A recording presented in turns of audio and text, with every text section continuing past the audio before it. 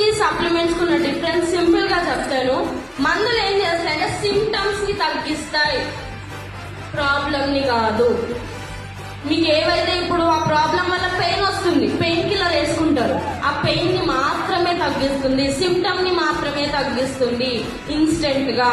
మరి సప్లిమెంట్స్ ఏం చేస్తాయి మీకు లాంగ్ రన్ లో, దీర్ఘకాలంలో మనకు ఆ ప్రాబ్లం వేర్ల నుంచి మనకు ఆ ప్రాబ్లం ని పర్మనెంట్ గా తగ్గించడానికి సప్లిమెంట్స్ అనేవి హెల్ప్ అవుతాయి.